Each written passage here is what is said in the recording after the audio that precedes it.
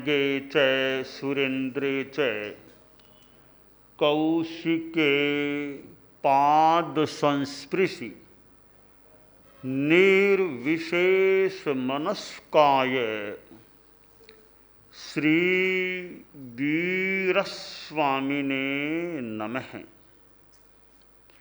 आर्हत वाङ्मय में कहा गया है, अभ ओ पथिवा तुभ्यम अभय दाया भवाहिय अनिच्चे जीवलोगम्मि किं हिंसा ए पसज्जसि। आदमी के भीतर अच्छी वृत्तियां भी होती हैं, जैसे संतोष, ऋजुता, मृदुता, सहिष्णुता, समता भाव। तो आदमी के भीतर दुर्वृत्तियां भी प्राप्त हो सकती हैं।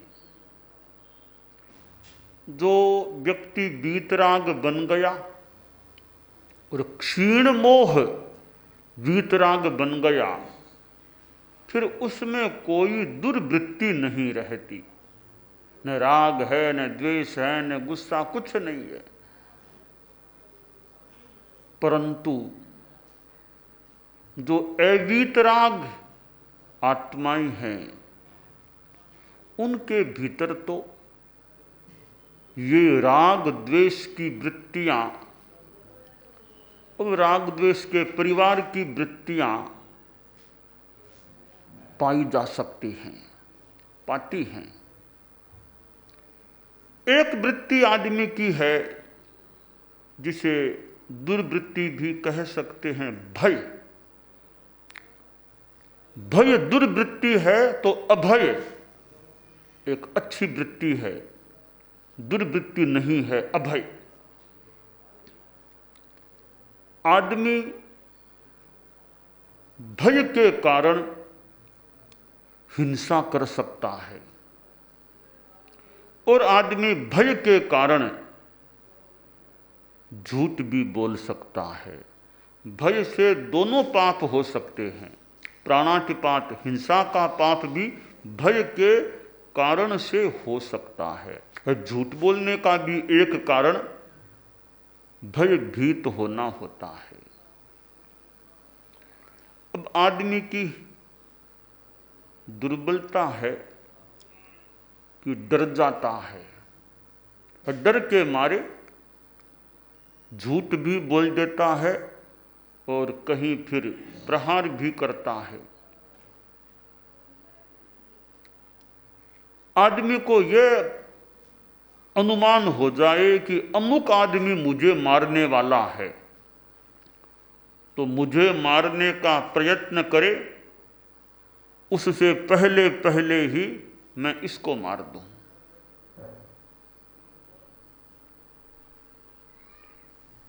रावण को किसी ने बता दिया, दशकंधर रावण, और जिस रावण के लिए कहा गया कि इतना वो पुण्यवान आदमी भी था। रामायण में थोड़ा सा पद्य का अंश भी है, दशकंधर राजा, दशकंधर राजा, रावण ना पुण्य दिस ताजा, रावण ना पुण्य दिस ताजा, दश कंधर। तो रावण का अपना पुण्य भी था और एक विद्या संपन्न आदमी भी रावण था, विद्वान आदमी था, ऐसा भी विद्या संपन्न आदमी था, ऐसा रामायण को पढ़ने से भी ज्ञात होता है। परंतु आदमी के पुण्य होते हैं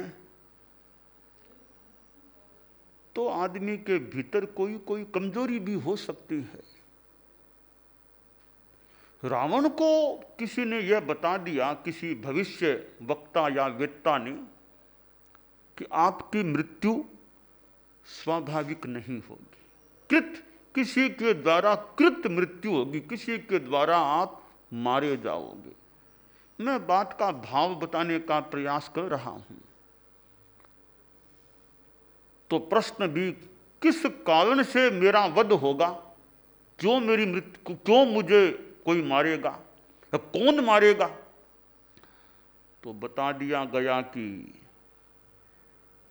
दशरथ महाराज का बेटा होगा, दशरथ महाराज का बेटा, वो आपका हंता होगा। निमित्त क्या बनेगा?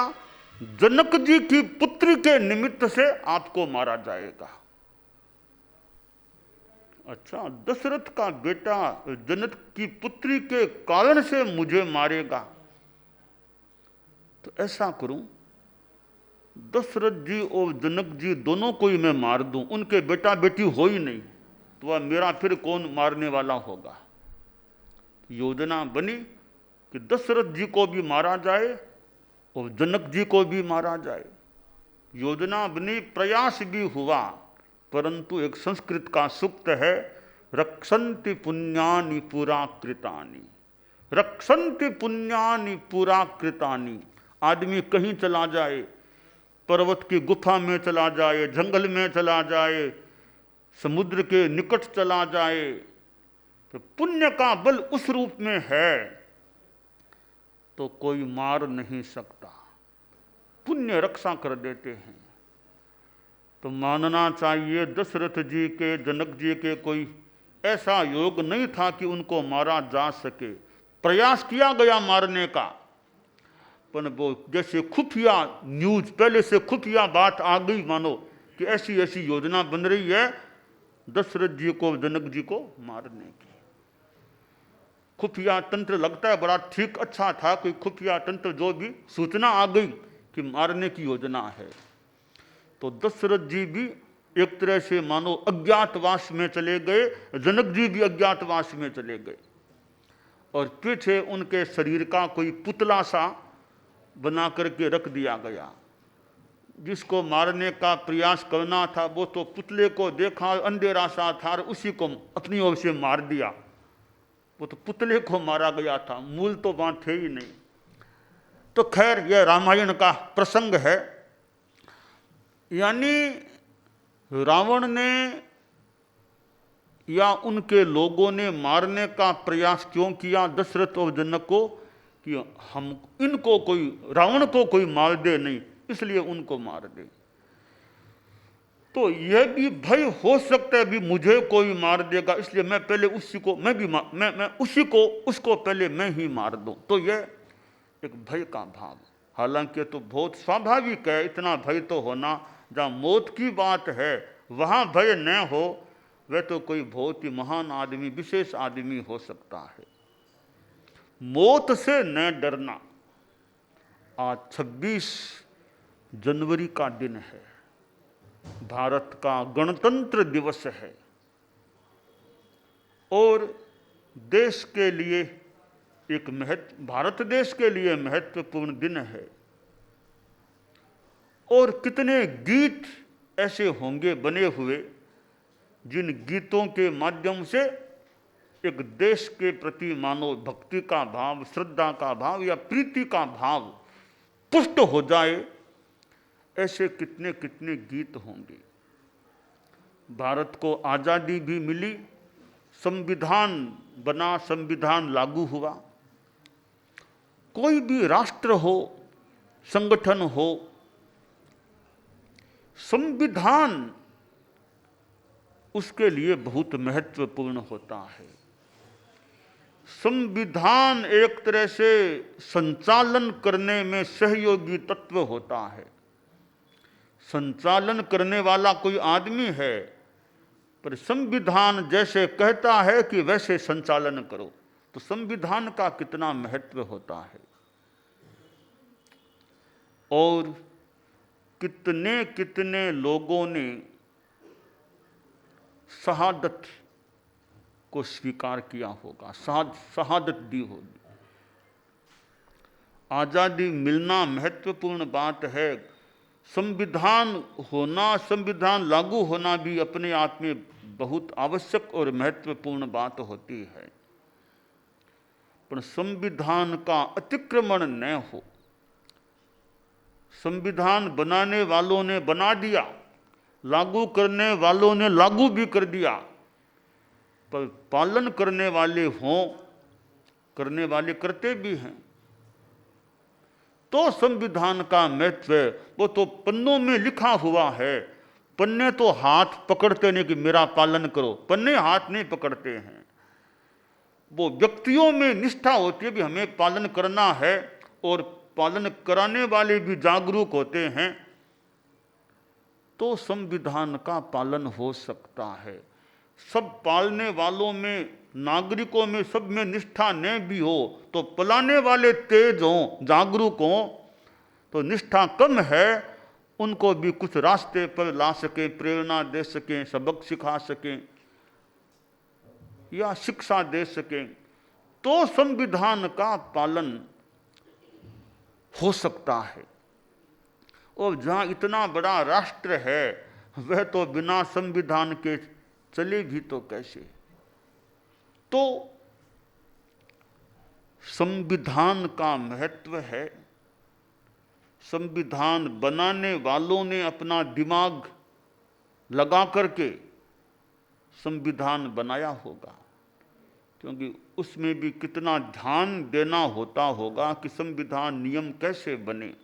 नियम ऐसे बन जाएं जिनको पालना संभव ही नहीं है, तो वे नियम उपयोगी नहीं है। इतने कड़े नियम कि जिनको पालना भी बहुत ही मुश्किल है, संभव नहीं है, तो वे नियम बना भी दिए जाएं तो कब तक वे चलेंगे, कैसे चलेंगे। संविधान के नियम इतने कमजोर हों कि जिनसे पूरा देश अच्छी तरह चल भी नहीं सकता, इतने लचीले नियम कानून हो तो भी कठिनाई है। तो अति लचीलापन भी नहीं, अति कड़ाई भी नहीं, एक संतुलित संविधान होता है जो पालने में शक्य हो सके, सामान्यतया शक्य हो सके।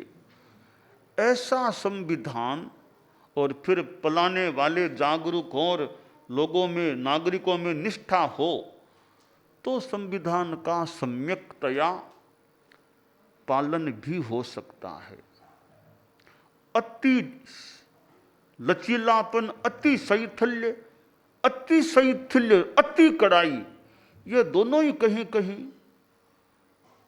अवांछनीय हो सकते हैं। तो उपयोगी संविधान हो, उपयोगी भी हो और जिसका पालन भी शक्य हो। तो संविधान के पालन में भी कहीं कहीं वो किसी रूप में भय दिखाया जाए तो पालन भी कई बार ठीक हो सकता है। हर डर गुरु डर, हरि का डर हर का, गुरु का भी डर करनी में सार, तुलसी डरे सो उबरे गाफिल खावे मार।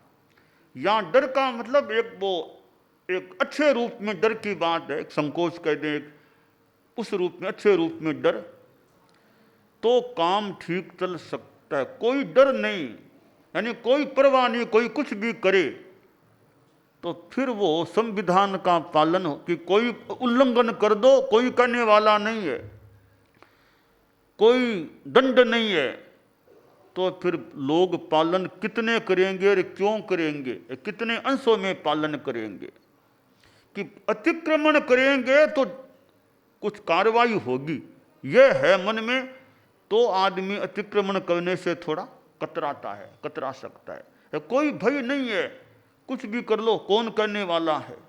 हम तो आजाद भारत के नागरिक हैं, कौन करने वाला है। तो कड़ाई गलती पर कार्रवाई बिल्कुल न हो तो गलती को बढ़ने का मौका मिल सकता है। भारत एक लोकतांत्रिक प्रणाली वाला देश है, विधायिका है, कार्यपालिका तो न्यायपालिका भी है, इनका समुच्चय है, विधायिका भी है, कार्यपालिका भी है, न्यायपालिका भी, तीनों का समुच्चय है तो देश चल रहा है। तो न कोई विधान बनाने वाला, न कोई अंकुश लगाने वाला, न कोई दंड देने वाला, फैसला देने वाला, तो ऐसे राष्ट्र या तो इतने अच्छे लोग हों, कोई यौगली काल के, कोई उससे भी पहले के ऐसे अच्छे लोग हों, अपने आप ही वो अच्छे लोग हैं, इतनी खास गलती नहीं करते हैं, या स्वर्ग में अहम इंद्र होते हैं। अहम इंद्र हर जगह नहीं होते हैं, 12 देवलोक तक तो इंद्र की व्यवस्था है।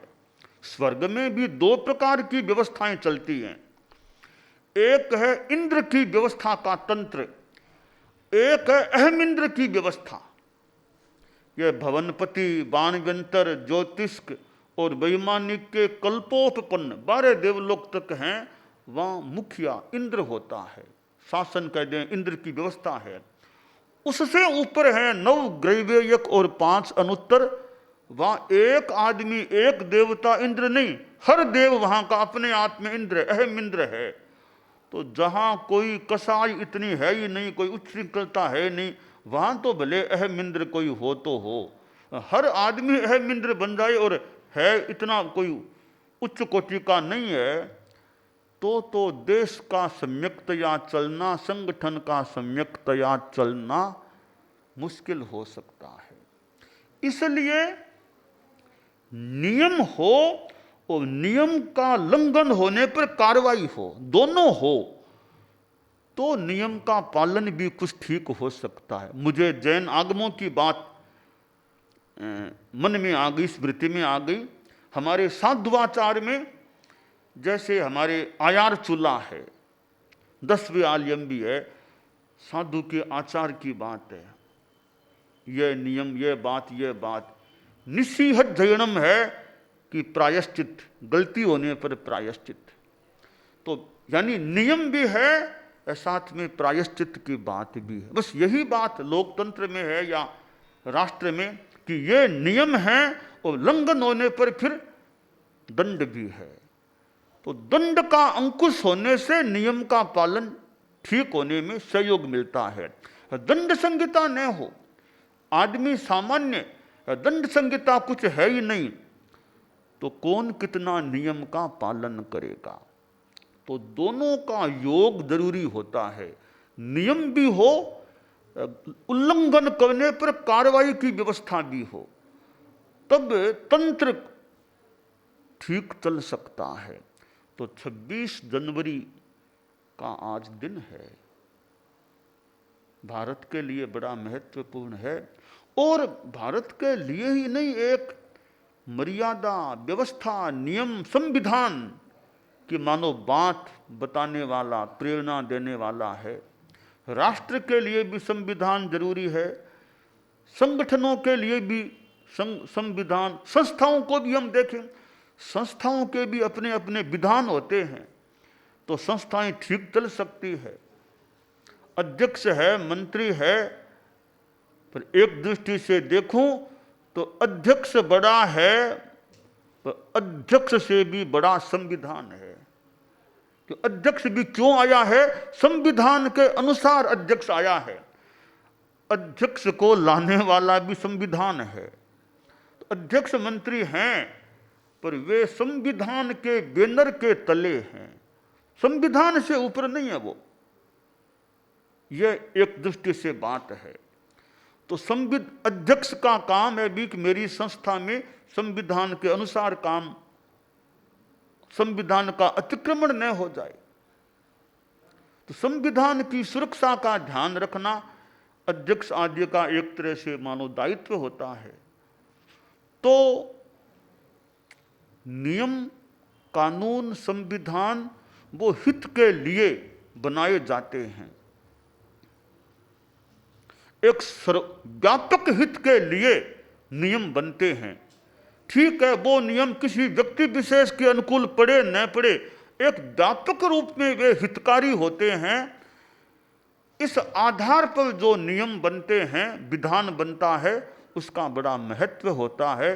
तो भय आदमी को यूं अभय भी होना चाहिए, पर मेरे द्वारा कोई गलती न हो जाए, पाप न हो जाए, इस रूप में सात्विक भय भी एक दृष्टि से अच्छा हो सकता है।